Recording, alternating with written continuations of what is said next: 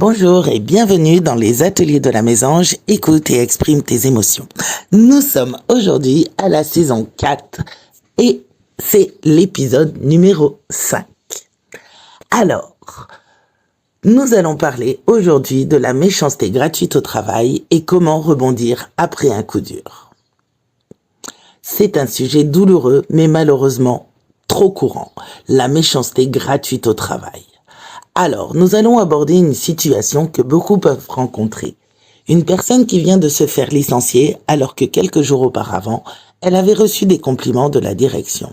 Comment est-ce possible? Et surtout, comment rebondir? Imaginez-vous, vous travaillez dur, vous vous dévouez et vous recevez des éloges qui, normalement, signifient que vous êtes sur la bonne voie. Mais 2 jours plus tard, vous êtes viré sans avertissement. Ça choque, n'est-ce pas? C'est souvent à ce moment-là que la réalité des dynamiques de pouvoir, de jalousie et de malveillance dans le milieu professionnel frappe fort. Mais derrière ce renvoi brutal, il y a probablement plusieurs scénarios possibles. 1. Un collègue malveillant. Par peur de se faire éclipser, de perdre son importance, une personne peut décider de nuire à la réputation d'un collègue. Cela peut passer par des rumeurs, des mensonges ou même par une manipulation plus subtile. L'ego est un puissant moteur dans ces situations. 2. La peur de l'autre. La peur de la lumière de l'autre. La méchanceté gratuite peut découler d'une insécurité profonde. Lorsque quelqu'un brille, certains se sentent menacés dans leur position plutôt que de célébrer le succès de l'autre. Ils choisissent de l'éteindre. 3. La manipulation masquée sous des airs de gentillesse. Il existe une autre forme de toxicité au travail, plus insidieuse, mais tout aussi destructrice.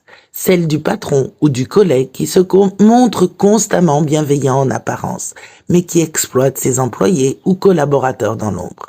Cette manipulation est difficile à identifier, car elle repose sur une stratégie où la personne se présente comme attentionnée, à l'écoute, voire généreuse, tout en profitant de la loyauté ou de la vulnérabilité de l'autre. Ce type de manipulation peut entraîner une surcharge de travail, des attentes démesurées ou un contrôle subtil des décisions. Le masque de la gentillesse rend difficile la dénonciation ou la prise de recul, car on se sent redevable à quelqu'un qui paraît si gentil. Mais il est crucial de reconnaître cette forme d'abus déguisé pour éviter de se laisser manipuler et pour protéger sa propre énergie. Alors, quelles sont les blessures pour les 2 parties? Eh bien, pour la personne virée, la blessure est évidente. Elle perd son emploi, mais aussi souvent une partie de sa confiance en elle. Il y a un sentiment d'injustice, de trahison. On se demande ce qu'on a fait de mal, alors qu'en réalité, le problème vient de l'extérieur. Cette situation peut réveiller des blessures profondes, comme celle du rejet ou de l'abandon. Pour la personne malveillante, on pourrait penser qu'elle ne souffre pas, mais la réalité est souvent différente. La méchanceté gratuite est souvent le signe d'une grande insécurité. Cette personne vit dans la peur de perdre sa position, son importance. Elle agit de façon toxique, mais cela vient d'un manque de confiance en elle-même. Alors, comment rebondir après un tel coup dur? Eh bien, il faut se reconnecter à soi. Il est essentiel de ne pas se laisser définir par ce qui s'est passé. Votre valeur ne dépend pas de l'opinion ou des actions des autres. Prenez le temps de vous recentrer sur ce que vous avez accompli, sur vos compétences et sur vos qualités humaines. Une bonne pratique de méditation peut aider à apaiser les esprits et retrouver une perspective saine. Il faut chercher du soutien. Ne restez pas seul. Parlez-en à des amis, à des proches, voire à un coach ou un thérapeute.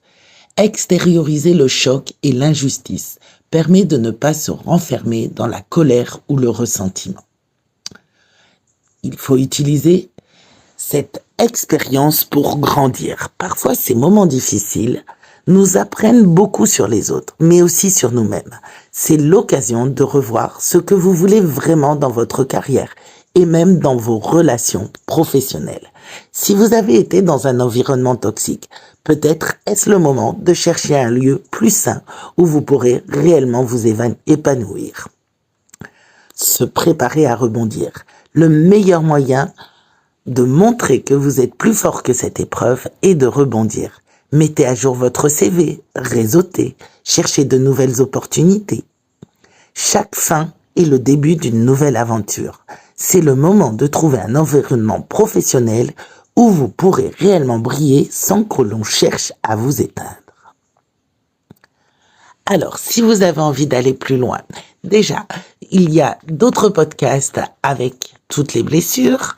Ensuite, je vous propose une méditation spéciale sur ce thème, disponible sur ma chaîne, pour vous aider à vous recentrer et à apaiser les émotions liées à l'injustice. Et chaque jour, je partage également une petite phrase inspirante pour vous accompagner dans vos réflexions. Alors, n'hésitez pas à venir y faire un tour. Ce podcast est dédié à bon entendeur. Salut et merci de m'avoir écouté aujourd'hui. Prenez soin de vous et souvenez-vous que chaque défi peut devenir une opportunité de croissance. Alors je vous dis à mercredi prochain dans les ateliers de la Mésange pour un nouvel épisode.